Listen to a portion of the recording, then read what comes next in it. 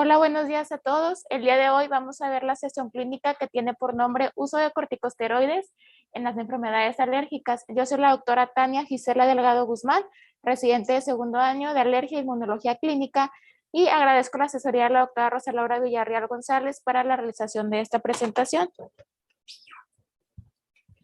Bueno, hablando un poco de historia, tenemos que en el siglo XIX un médico que tenía por nombre Thomas Addison, él describió varios pacientes que padecían fatiga crónica, degeneración muscular, pérdida de peso y un extraño oscurecimiento en la piel, que esta enfermedad tiene por nombre enfermedad de Addison, que es un tipo de insuficiencia suprarrenal, y él también descubrió que estos pacientes se podían beneficiar de extractos suprarrenales.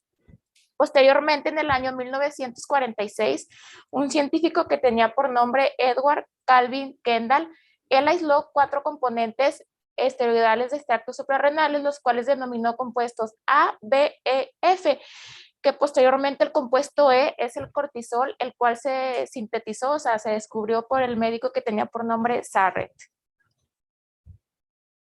En el año 1950, 2 médicos también, Hench y Kendall, recibieron el Premio Nobel de Fisiología y de Medicina. El médico Hench fue el que descubrió que los corticosteroides eran beneficiosos en un paciente con artritis reumatoide. En el año 1950, un científico que tenía por nombre Tadeusz Reichstein aisló varias hormonas esteroides de las glándulas suprarrenales, el cual descubrió el cortisol y también recibió un premio Nobel. Y en el año 1952, Sulzerberger y Whiten describieron la eficacia de la hidrocortisona que se aplica de forma tópica en varias dermatosis seleccionadas. Bueno, como introducción tenemos que los corticoides se van a utilizar para tratar ciertas afecciones inflamatorias, ya sea tanto agudas o como crónicas.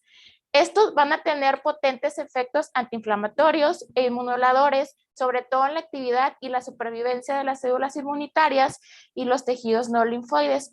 También se considera que los corticosteroides son la terapia antiinflamatoria más antigua y más utilizada desde mucho tiempo atrás. También van a tener varios procesos fisiológicos de los corticosteroides, entre ellos el metabolismo, el equilibrio hídrico y electrolítico, la respuesta inmunitaria. También van a actuar en el crecimiento, en la función cardiovascular, en el estado de ánimo, en las funciones cognitivas, en la reproducción y desarrollo. Existen varios usos de corticosteroides, prácticamente se pueden usar en varias especialidades, por ejemplo en la alergia y la neumología, se pueden usar cuando hay un tipo de exacerbación de asma, exacerbación del EPOC, anafilaxia, urticaria, angioedema, en la rinitis, neumonitis, sarcoidosis, enfermedad pulmonar intersticial. En cambio, en la dermatología también se pueden utilizar en los padecimientos como dermatitis por contacto, dermatitis atópica, que esa también la trata el alergólogo, el pénfigo vulgar. En cuanto a la endocrinología, se puede llegar a utilizar cuando hay insuficiencia suprarrenal, hiperplasia suprarrenal congénita. En cuanto a gastroenterología, se puede utilizar en la enfermedad inflamatoria intestinal, hepatitis autoinmune. En la hematología se pueden utilizar en los padecimientos como anemia hemolítica, leucemia, linfoma, púrpura trombocitopénica idiopática. En reumatología prácticamente pueden ser casi en todos los padecimientos. Y por último, en oftalmología puede ser en uveitis o keratoconjuntivitis. Bueno, ¿cómo se van a sintetizar los glucocorticoides? Estos se van a sintetizar en la corteza de la glándula suprarrenal, donde también se va a producir ahí la aldosterona y la dehidropiandrosterona. La corteza suprarrenal va a estar dividida por la médula adrenal y la corteza suprarrenal. Y la corteza suprarrenal va a tener varias zonas, que va a ser la zona reticular, la zona fasciculada y la zona glomerulosa y la cápsula. Todos estos precursores de esteroides van a ser por medio del colesterol, donde el colesterol se va a convertir a pregnolona a través de la 3-beta hidroxilasa, posteriormente a progesterona a través de la 21 hidroxilasa, posteriormente a la desoxicorticosterona a través de la 11-beta hidroxilasa y corticosterona, y luego a través de la 18-beta hidroxilasa, ya por último la aldosterona. La dehidropiandrosterona va a ser un precursor de la testosterona. Entonces aquí tenemos, va a producir del colesterol, va a derivar aldosterona, cortisol y la androstenediona que va a producir testosterona. La producción de los glucocorticoides, esta va a ser regulada por el eje hipotalámico pituitario suprarrenal, el cual ante un paciente que no tiene una situación de estrés, el cortisol pues se va a liberar, esto a través del ritmo circadiano. Sin embargo, cuando hay situaciones de estrés, la hormona liberadora de corticotropina, la cual se produce en la hipófisis, va a estimular a la ACTH, la cual está en la glándula pituitaria, que posteriormente va a estimular a las glándulas suprarrenales y eso va a hacer que se libere el cortisol, donde el cortisol pues va a actuar en diversas células del sistema inmune. En cuanto al mecanismo de los glucocorticoides, bueno, como ya se mencionó, va a tener ciertos efectos antiinflamatorios y esto puede ser a través de varios mecanismos moleculares, que puede ser la transrepresión, transactivación, mecanismos no genómicos. ¿Y qué es lo que va a pasar? Bueno, cuando atraviesa el glucocorticoide la membrana celular, este se va a encontrar en su forma inactiva, la cual va a estar unido a la proteína de choque térmico, que va a ser HCP90 y HSP70. Posteriormente ya se va a unir al receptor del glucocorticoide y ya se va a activar y va a suceder lo que se llama la transactivación, que esto quiere decir que va a haber un aumento de la expresión de los genes antiinflamatorios. Posteriormente también puede suceder la transrepresión, que esto quiere decir que va a haber una disminución de los genes proinflamatorios y también el glucocorticoide que está unido al receptor del esteroide también se puede unir a una secuencia de ADN y esto a través del factor nuclear kappa beta. Bueno, y el receptor de glucocorticoide activado puede llegar a reducir la inflamación, esto a nivel posttranscripcional, traduccional y posttraduccional. Bueno, en cuanto a la estructura molecular del esteroide, estas van a ser moléculas esteroides con una estructura básica del ciclopentano perhidrofenantreno, el cual va a estar compuesto por 4 anillos, que va a ser A, B, C, D. Este va a tener 21 átomos de carbono, como podemos ver aquí en esta estructura. Cuando se encuentra en su forma inactiva, que va a ser a través de la cortisona, este se puede convertir a su forma activa, que ya va a ser el cortisol, esto a través de la 11-beta hidroxisteroide deshidrogenasa 1. Sin embargo, puede suceder lo contrario, o sea, que se convierta de cortisol a cortisona, esto a través de otra enzima que tiene por nombre 11-beta hidroxiesteroide deshidrogenasa 2. Sobre todo esta se va a encontrar en donde hay receptores de mineralocorticoides, que va a ser en el riñón. En cuanto a la vida media de los esteroides, bueno, se va a basar en la duración de la supresión de la ACTH después de la administración de cada glucocorticoide. En cuanto a los de acción corta, o sea que tiene una vida media de 8 a 12 horas, va a ser el cortisol y la cortisona. En cuanto a los de acción intermedia, que tiene una vida media de 12 a 36 horas, van a ser la prednisona, prednisolona, metilprednisolona y la tramsinolona. En cuanto a los de acción larga, que tiene una vida media de 36 a 54 horas, van a ser la dexametasona y la betametasona.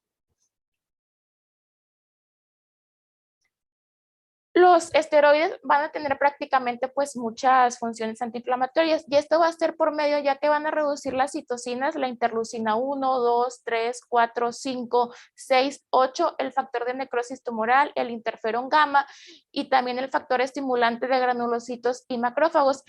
Sobre todo esto va a percutir ya sean los macrófagos, en los monocitos, linfocitos, fibroblastos y las células endoteliales. También pueden llegar a tener efectos proinflamatorios, esto sobre todo en situaciones de estrés agudo, el cual va a estar relacionado con la concentración del esteroide presente y se considera que va a haber una elevación de la interleucina 1 beta o una exacerbación de la respuesta inmunitaria periférica en la hipersensibilidad de tipo retardado. Los efectos a largo plazo de los esteroides, estos pueden atribuirse a sus efectos sobre la maduración y la diferenciación de varias células inmunitarias como las células dendríticas, los macrófagos y los timocitos. Bueno, cuando el esteroide se va a secretar al torrente sanguíneo, estos van a ser transportados a través de proteínas plasmáticas que van a mantener el esteroide en su forma inactiva. Sin embargo, se va a unir a la globulina fijadora de corticosteroides en aproximadamente un 80 a 90%. Y el 10% de los esteroides se va a unir a la albúmina, que se une el esteroide con menos afinidad que cuando se une a la globulina fijadora de corticosteroides, y sobre todo los que se van a unir a la albúmina pues son los esteroides sintéticos. Los glucocorticoides naturales va a ser el cortisol y la cortisona. En cambio, los sintéticos va a ser la prednisolona, la hidrocortisona, la prednisona y la metilprednisolona. El ritmo circadiano también va a ser otra como especificidad muy importante de los esteroides, ya que va a regular la concentración de qué tanto cortisol se va a producir durante las 24 horas del día. Y esto va a estar mediado a través de la ACTH, que se secreta en la hipófisis, la cual va a estimular a la glándula suprarrenal.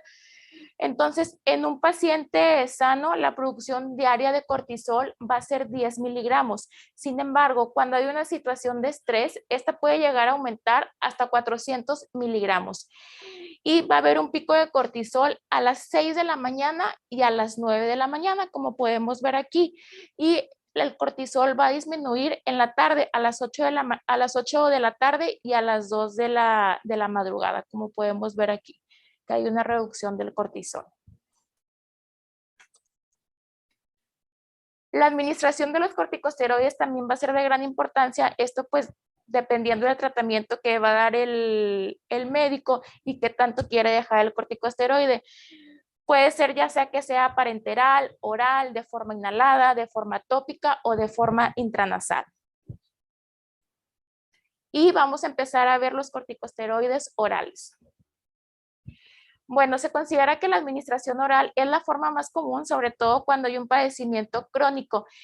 Y en la población adulta se menciona que hasta el 0.9% puede recibir un corticosteroide oral, esto de forma regular, y durante los últimos 20 años ha aumentado la cantidad de recetas en cuanto al uso de corticosteroides.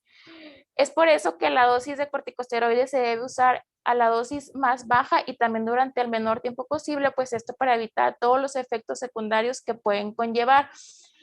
En cuanto a los principales corticosteroides que usamos, tenemos la prednisona. En cuanto a la dosis de adulto, es de 10 a 60 miligramos kilo día, la cual debe estar dividida en 2 a 4 dosis.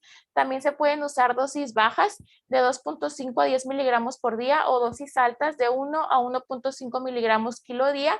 Y en cuanto a la dosis de niños de la prednisona, es de 1 a 2 miligramos kilo día una vez al día o cada 12 horas. Bueno, esta tabla, pues están todos los corticosteroides y también menciona la duración de la vida media, que ya lo mencioné, y también qué tanta actividad tiene en cuanto a glucocorticoides, o sea, es decir, en cuanto a actividad antiinflamatoria y qué tanta actividad tienen en cuanto a mineralocorticoide. Y aquí está la dosis equivalente. Por ejemplo, tenemos que la hidrocortisona tiene una dosis equivalente de 20 miligramos y en cuanto a la actividad glucocorticoide y la actividad mineralocorticoide, tenemos que es similar, es 1:1. Y la que más tiene actividad corticosteroide, pues tenemos que es la dexametasona y la betametasona. En cambio, la fluocortisona es la que tiene más efecto mineralocorticoide, de 125 a 200.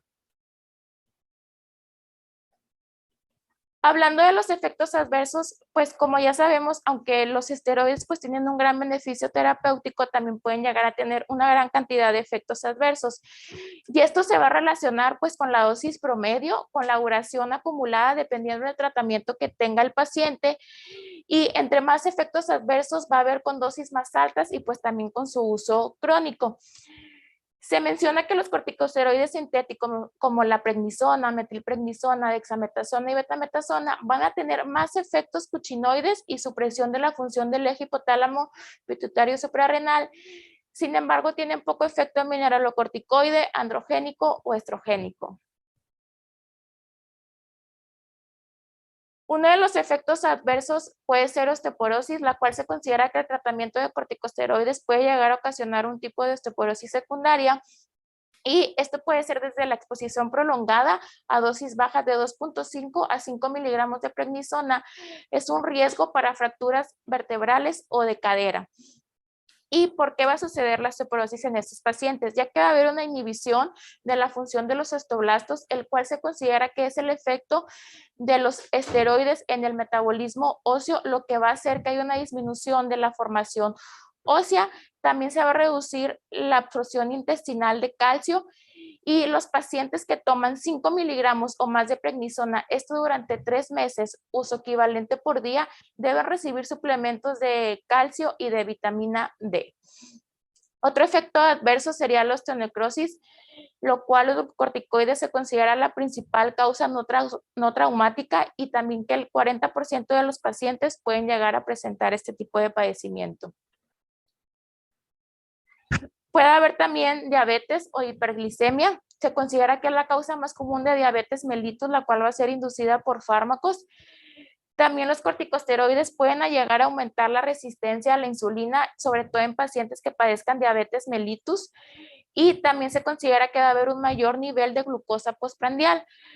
También pueden presentar estos pacientes características cuchinoides, sobre todo puede ocurrir en todos los pacientes, ya sea que tomen cualquier glucocorticoide en cualquier tipo de vía de administración, y sobre todo se puede dar en los primeros meses de tratamiento, sobre todo en los 2 meses. El paciente pues va a tener una obesidad central, va a tener cara de luna llena, va a tener estrías, puede tener la jiba de búfalo, y también puede haber mayor riesgo en los pacientes que tienen un índice de masa corporal alto, en los jóvenes o los pacientes que tengan una mayor ingesta calórica. También puede haber pues un aumento de peso con el uso de corticosteroides. También puede existir una supresión adrenal. Esto va a ser cuando la exposición del eje hipotálamo pituitario adrenal a los corticosteroides exógenos va a conducir a una producción inadecuada de cortisol. Sobre todo este efecto adverso se puede deber cuando hay una interrupción repentina del tratamiento, y el paciente puede llegar a presentar hipotensión o choque cardiovascular. También puede haber miopatía. Esto puede ser porque va a haber debilidad y una atrofia en los músculos proximales, y también va a haber efectos catabólicos en los músculos. Esto puede ser porque hay una disminución en cuanto a la síntesis de proteínas, por lo tanto va a haber más catabolismo. También pueden llegar a presentar glaucoma y cataratas. El glaucoma se puede presentar en un 12.8% y la catarata se puede llegar a presentar en un 11 a un 15%. También puede haber un aumento en cuanto a la presión intraocular, por lo que se recomienda que los pacientes que tengan un uso de corticosteroide pues de mucho tiempo deben de acudir con un oftalmólogo para hacerse una revisión. Otros efectos adversos, también puede haber efectos cardiovasculares, puede haber hipertensión, cardiopatía isquémica, cardiopatía coronaria, insuficiencia cardíaca, o puede llegar hasta la muerte súbita. La hipertensión va a haber un mayor riesgo cuando hay una dosis acumulativa pues más larga, y se menciona que el uso de más de 3 meses de glucorticoides puede haber una prevalencia del 9% de hipertensión. En cuanto a la cardiopatía coronaria, cardiopatía isquémica, la insuficiencia cardíaca y la muerte súbita, este puede aumentar de 2 a 4 veces con el uso de 7.5 miligramos o más de prednisolona, por lo que el riesgo va a depender de la dosis, y obviamente pues va a disminuir todos estos riesgos cuando se suspende el medicamento. Otros efectos adversos también pueden llegarse a presentar efectos gastrointestinales, que va a estar caracterizado por gastritis, úlcera péptica, distensión abdominal y dispepsia. También se pueden presentar efectos dermatológicos. Esto sobre todo cuando hay un uso sistémico de glucocorticoides que duran pues más de un año, incluso a dosis bajas equivalentes a menos de 5 miligramos por día de prednisona, puede llegar a causar atrofia cutánea, equimosis o erosiones, y también puede haber un deterioro en cuanto a la cicatrización de las heridas cutáneas. También pueden existir ciertos trastornos psiquiátricos, los cuales se van a caracterizar porque va a haber psicosis, agitación, insomnio, irritabilidad, hipomanía, ansiedad, la habilidad del estado de ánimo. Y también puede haber psicosis, sobre todo cuando hay dosis más altas en cuanto a un periodo más prolongado, por lo que a veces puede ser necesario que el paciente pues reciba un tratamiento antipsicótico. En cuanto a los efectos inmunológicos de los esteroides, puede haber, cuando hay un tratamiento con esteroides sistémicos a largo plazo, puede haber que se suprima la inmunidad mediada por células, el cual predispone a los pacientes que tengan infecciones intracelulares, las cuales pueden ser por virus, bacterias, parásitos o hongos, y también puede haber una reactivación de la tuberculosis latente. Bueno, este fue un estudio que evaluó el uso de corticosteroides en pacientes asmáticos que tantos efectos adversos presentaban. Los sujetos que tomaban 4 o más prescripciones de corticosteroides orales en el año tenían 1.29 veces más probabilidades de experimentar un nuevo evento adverso en el año.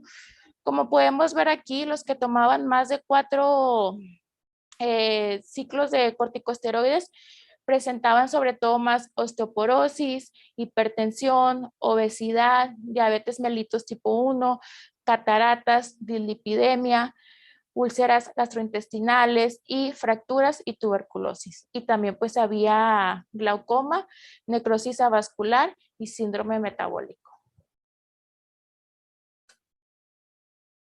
En cuanto a su régimen de disminución, bueno, la terapia con corticoides a corto plazo, esto quiere decir hasta 3 semanas, puede suspenderse de forma fácil y no se requiere que se vaya reduciendo de forma gradual. Sin embargo, pueden existir complicaciones graves cuando hay una dosis superior de 20 miligramos de prednisona, esto que sea por día o por mayor a 3 semanas. Incluso puede haber esta insuficiencia suprarrenal terciaria, la cual es característica que hay una supresión del eje hipotálamo pituitario suprarrenal, esto por los esteroides endógenos, por lo que el eje puede llegar a tardar entre 12 a 18 meses en recuperarse, ya que las glándulas suprarrenales no van a poder fabricar los corticosteroides en cantidad suficiente, esto para la fisiología diaria, y estos pacientes a veces pueden llegar a necesitar tratamiento con corticosteroides de manera exógena. Bueno, el objetivo de la reducción gradual va a ser usar una tasa de cambio que prevenga las actividades repetitivas de la enfermedad y también que haya menos síntomas, esto debido a la deficiencia que hay en cuanto al cortisol, que se está suprimiendo pues el eje hipotalámico pituitario suprarrenal. Se recomienda que haya una disminución del 5 al 10% cada 1 a 4 semanas mientras se adapta la respuesta del paciente. Y la dosis se va a disminuir de forma lenta, dosis fisiológica, esto por 1 a 2 meses y después pues ya se puede interrumpir. Aquí está una tabla donde menciono varios regímenes que se pueden usar, esto pues para ir destetando el corticosteroide. Por ejemplo, puede haber una reducción de 10 miligramos que puede ser cada 2 semanas. A 20 miligramos, posteriormente se puede reducir 2.5 miligramos cada 2 a 4 semanas a llegar a 10 miligramos y después se puede haber una reducción de 1 miligramo cada 1 a 2 meses. Otro esquema puede ser que la prednisolona se reduce cada tercer día hasta llegar a 10 miligramos por día y después a 5 miligramos por día y ya se puede llegar a suspender. Otro esquema puede ser, si la dosis de prednisona es de 20 a 40 miligramos por día, puede haber una reducción de 5 miligramos por día cada 1 o cada 2 semanas. Si la dosis es de 10 a 20 miligramos por día, puede haber una reducción de 2.5 miligramos por día cada 2 o 3 semanas. Y si la dosis de prednisona es de 5 a 10 miligramos por día, puede haber una reducción de 1 miligramo por día cada 2 a 4 semanas. En cuanto a los corticosteroides en los niños, bueno, este se puede llegar a utilizar sobre todo cuando un paciente padezca asma grave, ya que va a mejorar los síntomas, la oxigenación y la función pulmonar. El esteroide que más se usa en los niños pues es la prednisolona o la prednisona. El uso a largo plazo de los corticosteroides sistémicos en dosis altas va a aumentar el riesgo de efectos secundarios sistémicos, donde puede haber un retraso en el crecimiento, puede llegar a haber supresión suprarrenal o alguna alteración del metabolismo de la piel y de los huesos. En cuanto a la crisis asmática, se puede dar un curso corto de esteroides, esto ya sea por 3 a 5 días, y se recomienda que la dosis debe de reducirse de forma gradual a la dosis más baja, esto hasta que se mantenga un control de síntomas y pues así evitar a la larga que haya efectos adversos. En cuanto al uso de corticosteroides en la dermatitis atópica, bueno, se deben de evitar, esto de acuerdo al consenso que se publicó en el Consejo Internacional de Eczema. Se recomienda que se usen solamente en pacientes mayores de 12 años, ya que se pueden asociar con un efecto rebote, ya que cuando se suspenden, pues pueden suceder todos los efectos adversos. Sin embargo, hay una como excepción que se pueden usar cuando otras opciones no están disponibles o están contraindicadas, como terapia puente, a otras terapias sistémicas o fototerapia para el alivio inmediato de los brotes agudos o cuando hay un caso severo de dermatitis atópica. Ahora pasando a los corticosteroides tópicos.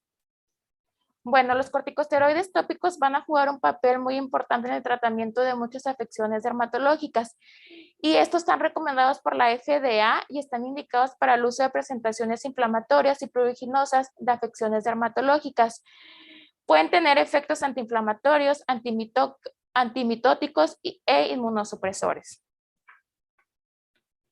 ¿Cuál va a ser el mecanismo de acción de los corticosteroides tópicos? Bueno, pueden llegar a tener un efecto antiinflamatorio, el cual se puede dar por la vasoconstricción, la inhibición de la fosfolipasa A2 y un efecto inhibidor directo sobre el ADN y los factores de transcripción inflamatorios. También va a haber una liberación de la lipocortina, la cual va a inhibir la fosfolipasa A2 y esto va a hacer que haya una disminución en cuanto a los mediadores inflamatorios.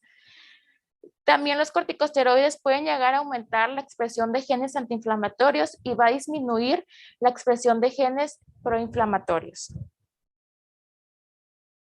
En cuanto al efecto antimitótico, va a jugar un papel importante sobre todo en la psoriasis, ya que va a haber una disminución de la mitosis epidérmica secundaria a un aumento de la lipocartina, la cual es una proteína endógena, la cual va a estar regulada por los corticosteroides. También inhibe la proliferación celular y la síntesis de colágeno. En cuanto a sus efectos inmunosupresores, va a haber una inhibición de los factores humorales involucrados en la respuesta inflamatoria y también va a existir una supresión de la maduración, diferenciación y proliferación de todas las células inmunitarias. En cuanto a las indicaciones de los corticosteroides, esto va a ser de acuerdo a la potencia. Por ejemplo, tenemos que la potencia alta o superalta, o sea, esto quiere decir del grupo 1 a 3, se puede llegar a utilizar en la alopecia areata, en la psoriasis en placas, palmoplantar, dermatitis atópica en adultos, en el vitiligo, en el líquen simple crónico, en el lupus discoide, en el líquen plano, en el líquen escleroso, en el eczema numular, en la dermatitis por contacto de manos, pemfigoide apoyoso, pemfigo foláceo. En cuanto a los corticosteroides de potencia media, esto quiere decir del grupo 4 o 5, se puede llegar a utilizar también en pacientes con dermatitis atópica, fimosis, líquen escleroso de vulva, dermatitis seborreica o en intertrigo. En cuanto a los de potencia baja, son los del grupo 6 o 7 que se pueden llegar a utilizar en dermatitis atópica en niños, dermatitis por contacto en párpados, cara o escroto, dermatitis seborreica o dermatitis del pañal. El vehículo en el que se formula el corticosteroide influye en la absorción y potencia del fármaco. Algunos solamente se pueden usar en alguna parte del cuerpo y la función del vehículo va a ser que va a estabilizar, va a solubilizar y va a aumentar la actividad biológica. Pueden existir varios vehículos, puede ser desde ungüentos, cremas, geles, soluciones, champú, espumas. Y esta gráfica podemos ver la potencia de acuerdo al vehículo. Por ejemplo, va a tener más potencia los que están en presentación de ungüento, posteriormente en pomada, crema, gel y solución. En cuanto a los ungüentos, estos van a tener mayor lubricación y oclusión que otras preparaciones y se considera que van a ser más útiles, sobre todo en la piel engrosada, sobre las palmas de las manos y las plantas de los pies, y también se pueden llegar a utilizar sobre la piel liquenificada. Su naturaleza oclusiva también va a mejorar la absorción de los esteroides y se recomienda que no deben de usarse en áreas pilosas, ya que pueden llegar a causar maceración y foliculitis. Esto sí se usa sobre todo en áreas intertriginosas como la ingle o la axila. También su naturaleza grasosa puede hacer que el paciente pues no lo quiera usar tanto y que no haya tan buen apego al tratamiento. Los ungüentos van a tener una base grasosa hidrofílica, la cual contiene una parafina blanca que forma una capa oclusiva sobre la piel que previene la pérdida de agua y de calor. En cuanto a las cremas, estas van a ser mezclas de agua suspendidas en aceite. Tienen buenas cualidades de forma lubricante y van a desaparecer en la piel. Además, no se va a sentir de forma grasosa. Pueden llegar a tener conservantes, por lo que el paciente puede referir que tiene irritación, escozor o puede llegar también a suceder que hay una reacción alérgica. La inflamación exudativa aguda va a responder bien a las cremas debido a que tiene efectos secantes. También se considera que pueden ser útiles en áreas intertriginosas donde no se pueden usar ungüentos o en las áreas de flexión en los genitales y no van a brindar efectos oclusivos que van a brindar los ungüentos. Las lociones y los geles, otro tipo de vehículos, estos van a ser menos grasosos y oclusivos de todos los vehículos de los esteroides tópicos. En cuanto a las lociones, estas van a tener alcohol. También se considera que tienen un efecto secante en una lesión que está supurando y también tienen beneficio en zonas pilosas porque van a penetrar fácilmente y van a dejar pocos residuos. En cuanto a las lesiones, como se van a esparcir de manera fácil, se pueden llegar a ser útiles en áreas de gran superficie como el cuero cabelludo o áreas de flexión. En cuanto a los geles, tienen una consistencia gelatinosa, son de beneficio para la inflamación exudativa como la hiedra venenosa y estos se van a secar de forma rápida. En cuanto a los espumas, mouse y champús, estos van a ser vehículos efectivos, sobre todo cuando se quiere administrar un tipo de esteroide, como en el cuero cabelludo. Se van a esparcir de manera fácil, de forma particular en áreas donde hay pelo, y sin embargo los espumas pueden llegar a ser más caros. Y las soluciones van a ser polvos que se van a disolver en agua o líquidos no acuosos como alcohol y propiolinglicol. En cuanto a la absorción de los corticosteroides, esta va a depender de varios factores, entre los que pueden estar el tipo de corticosteroide y la biodisponibilidad, la integridad de la barrera cutánea, el área de superficie donde se va a aplicar. También puede llegar a depender de la frecuencia y la duración del tratamiento, de la presencia de inflamación, del vehículo, del uso de apósitos oclusivos o de la región anatómica. Bueno, de acuerdo a la región anatómica, va a ser que tanta absorción del corticosteroide puede llegar a haber. Como podemos ver aquí en esta gráfica, vemos que, por ejemplo, que la planta del pie solamente se va a absorber un 0.14. En el tobillo, 0.42 es lo que se va a absorber. En cuanto a las palmas, 0.83. En cuanto al antebrazo anterior, 1. En cuanto al antebrazo posterior, 1.1, en la espalda 1.7, en el cuero cabelludo 3.5, en la axila 3.6, en la ingle 13 y en los genitales y en los párpados se puede llegar a observar hasta 42 de los corticosteroides. Es por eso que sobre todo en los genitales o en los párpados se recomienda el uso de corticosteroides pues de baja potencia, ya que la penetración puede llegar a variar entre el párpado y la piel plantar alrededor de hasta 300 veces. O sea, como vemos aquí de que tanto se absorbe aquí y acá. Bueno, en la dermatitis atópica existe una barrera epidérmica defectuosa y la absorción de los corticosteroides tópicos es de 2 a 10 veces mayor que la de la piel sana. La hidratación va a promover que haya mayor penetración en cuanto a los esteroides. Por eso se recomienda que la aplicación de un esteroide tópico debe ser después del baño, ya que va a mejorar la eficacia. Por ejemplo, la oclusión aumenta la penetración de los esteroides, puede usarse en combinación con todos los vehículos y este se puede aplicar durante la noche. Hay una terapia oclusiva la cual se puede usar en pacientes con dermatitis atópica grave, que en inglés se llama wet wrap, que también se pueden llegar a usar cuando un paciente tiene un tratamiento refractario, o sea, que no responde a los esteroides tópicos de manera inicial. Esta terapia tiene propiedades refrescantes, antiinflamatorias y antipruriginosas en la piel. También se puede llegar a reducir el picor por el enfriamiento a través de la vasoconstricción. También protege la piel como una barrera contra irritantes de alérgenos externos y aumenta la hidratación de la piel y disminuye la pérdida de agua transepidérmica. Bueno, aquí está una imagen de cómo se lleva a cabo la terapia oclusiva, o sea, wet wrap. Primero que nada se necesita pues ya sea el emoliente o el esteroide tópico que le está indicando el médico. También se necesitan gasas, ya sea las vendas Kerlix o también se puede llegar a utilizar una pijama o calcetines y también un recipiente con agua. Entonces, ¿en qué va a consistir eso? Bueno, el niño se va a meter a bañar y posteriormente que sale del baño, se le va a poner el esteroide tópico en las áreas donde tiene pues dermatitis atópica y en las otras áreas se va a aplicar la crema emoliente. Después de eso, se le va a poner al niño ya sea las vendas o los calcetines. Estas van a estar húmedas, hay que mojarlas, como podemos ver aquí.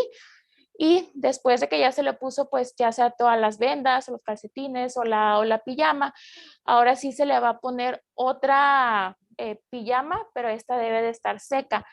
Esta terapia se puede dejar durante toda la noche y al día siguiente pues ya se mete al niño a bañar. Bueno, aquí está la clasificación de los esteroides de acuerdo a su potencia. Tenemos en total 7 clases, la clase 1, la clase 2, la clase 3, la clase 4, 5, 6 y 7. Uno de los que más usamos aquí pues en alergias es la hidrocortisona al 1%, la desonida crema también, que es el Desowen, o el Elomet, que es el furoato de mometasona crema al 0.1%. Sin embargo, pues se pueden llegar a utilizar todos.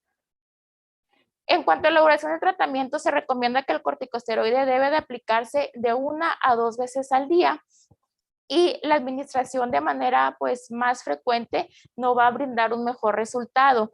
También los esteroides de ultra alta potencia no deben de usarse durante más de 3 semanas seguidas.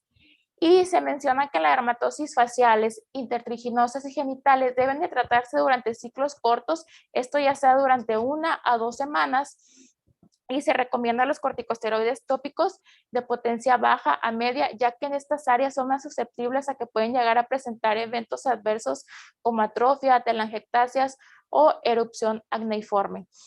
En niños y ancianos también se recomienda pues el uso de esteroides de baja potencia, esto debido a la mayor superficie corporal que ellos presentan y también que hay una mayor fragilidad de la piel. Y cuando hay una duración prolongada del esteroide, este debe de reducirse de forma gradual para evitar pues síntomas de rebote. ¿Qué tanto corticosteroide se debe de aplicar? Hay una medida que se llama la unidad yema-dedo, que esta nos va a ayudar pues para explicarle al paciente qué tanto corticosteroide se debe de aplicar dependiendo del área.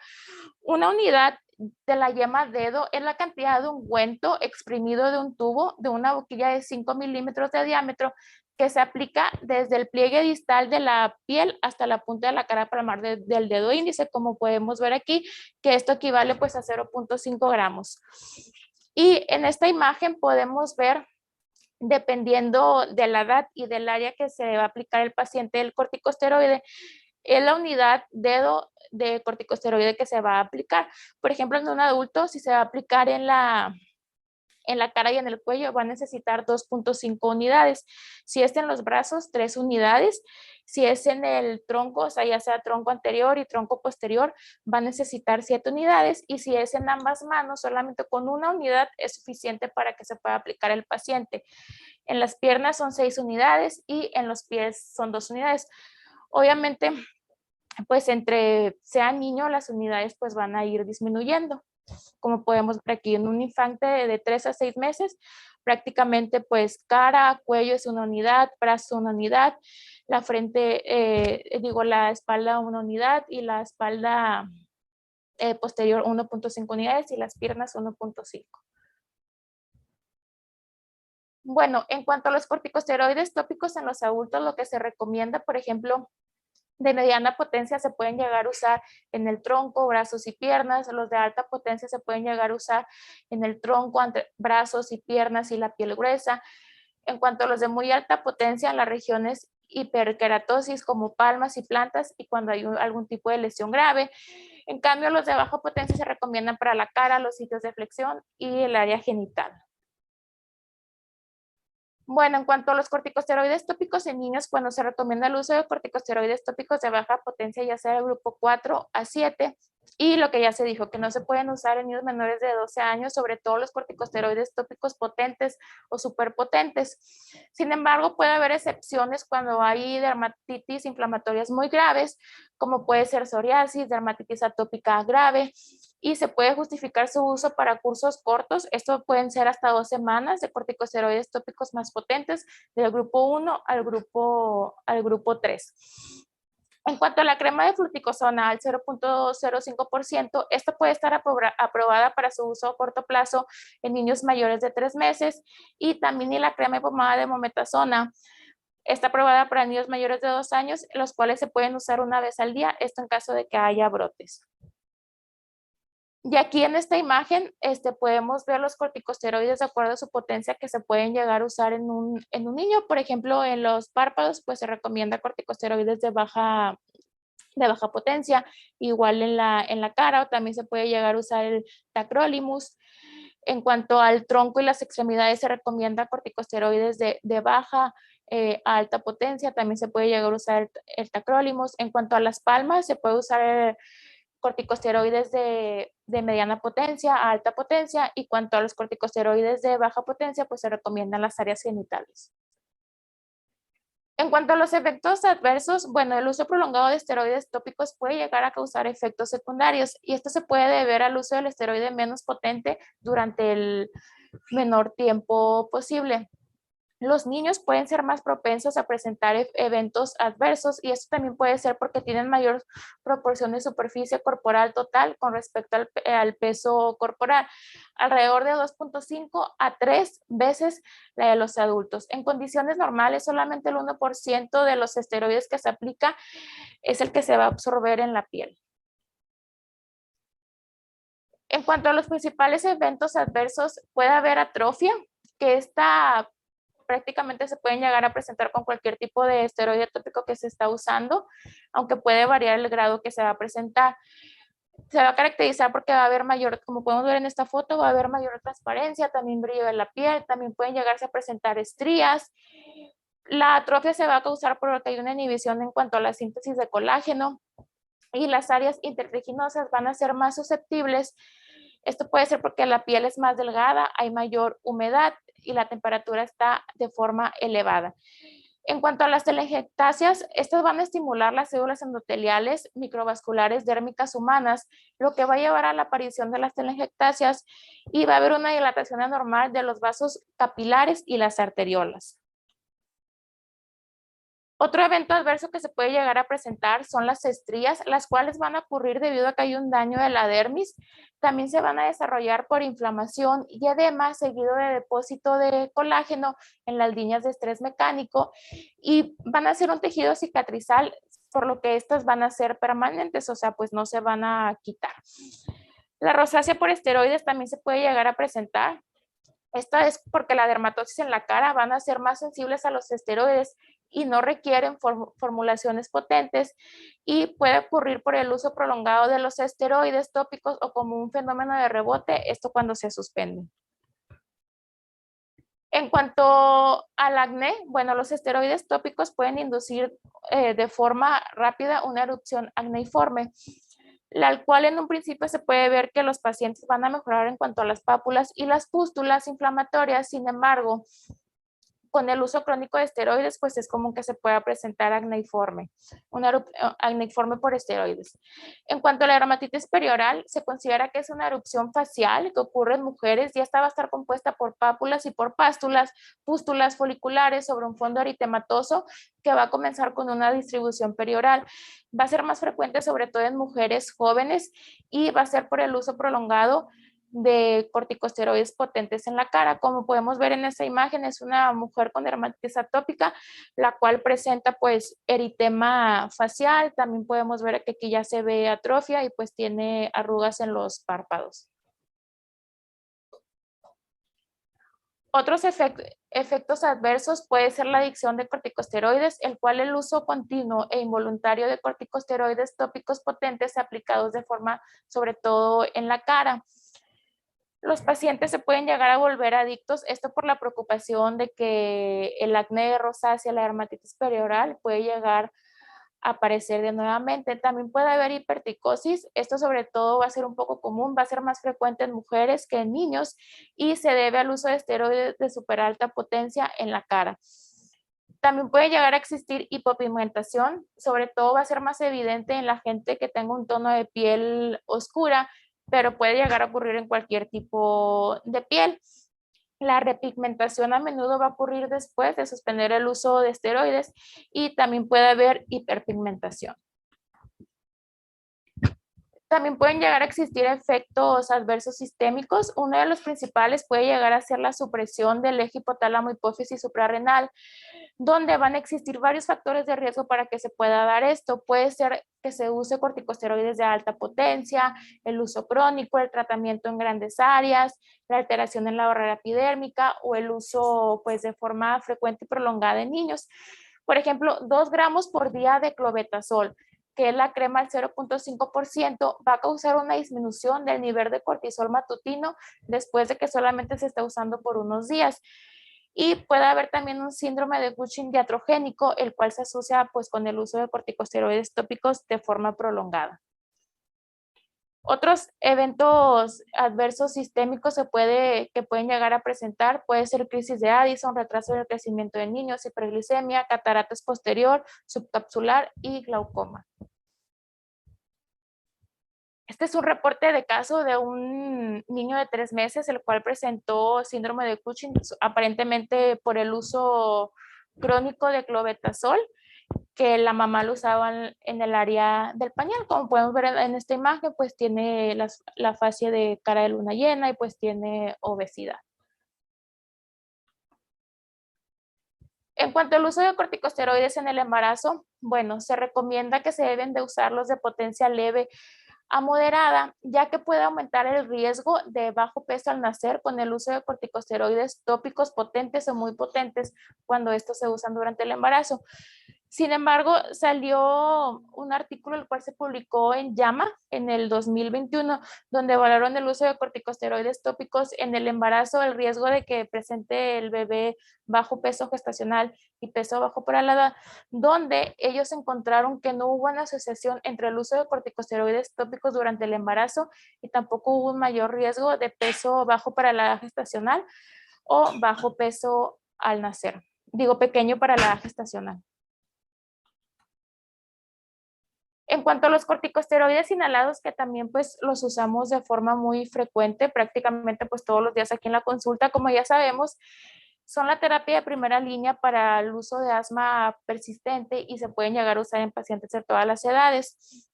Se considera que son los medicamentos más efectivos, los cuales están actualmente disponibles.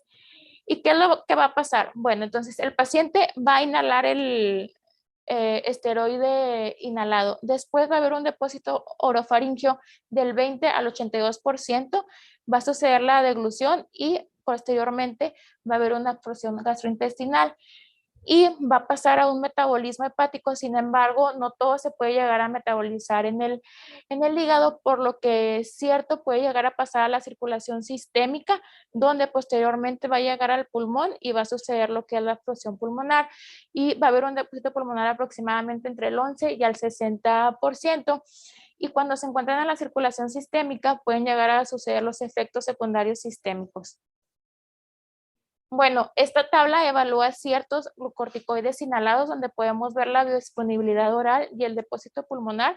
Por ejemplo, de la beclometasona, podemos ver que tiene una biodisponibilidad oral de 5 a 26% y un depósito pulmonar de 50 a 60%. En cambio, la budesonida tiene una biodisponibilidad de 11% y un depósito pulmonar de 15 a 30%. La fluticasona, una biodisponibilidad oral menor a 1% y un depósito pulmonar de 16%. La mometasona, una biodisponibilidad oral menor a 1% y un depósito pulmonar de 11%, y la ciclofosfonida tiene una disponibilidad menor a 1% y un depósito pulmonar de 52%.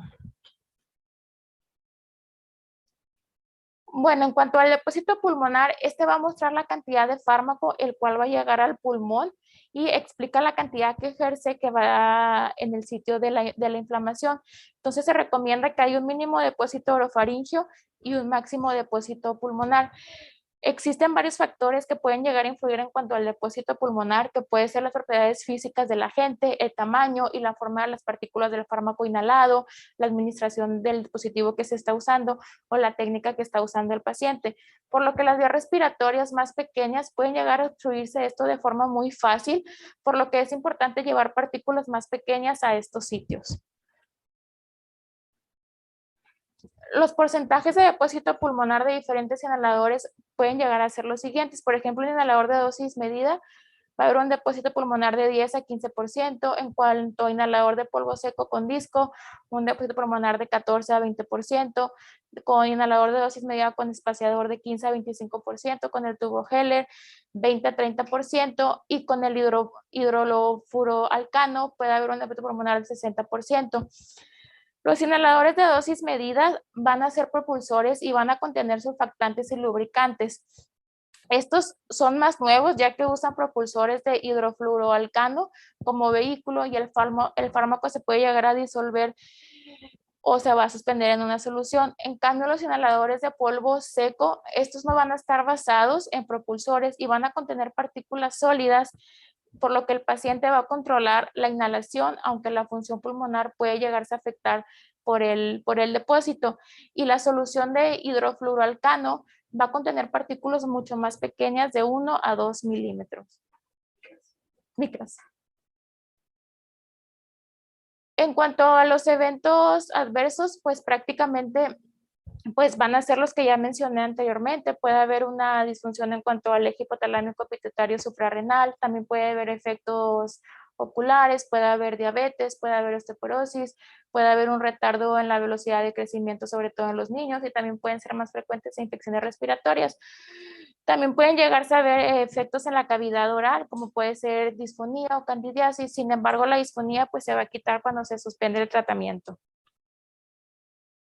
Este fue una revisión sistemática donde se evaluó el uso de corticosteroides inhalados en niños que presentaban asma persistente. ¿Y qué fue lo que se encontró? Bueno, se incluyó un ensayo de 23 participantes que comparó fluticasona con beclometasona y mostró que la fluticasona administrada en una dosis equivalente se asoció con una velocidad lineal de crecimiento significativamente mayor. Otros 3 ensayos compararon el uso de la fluticasona con la budesonida y ellos encontraron que la fluticasona tenía un efecto supresor menos que la budesonida sobre el crecimiento, el cual era medido por el cambio en la altura durante un periodo de 20 semanas a 12 meses.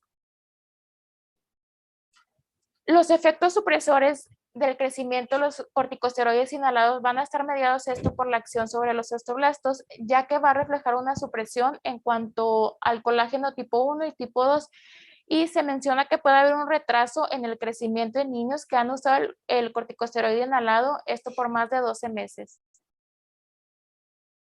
Y ya por último, voy a hablar nada más un poquito de los corticosteroides intranasales. Bueno, como ya sabemos, pues se consideran que son los más efectivos, esto para reducir los síntomas nasales y oculares, esto además de que van a controlar la inflamación, que hay en la rinitis alérgica. En cuanto al propionato de fluticasona, tiene un inicio de acción de 12 horas y tiene un máximo beneficio esto después de varios días. En cuanto a la budesonida, tiene un inicio de acción de 8 a 10 horas y tiene un máximo beneficio aproximadamente a las 2 semanas.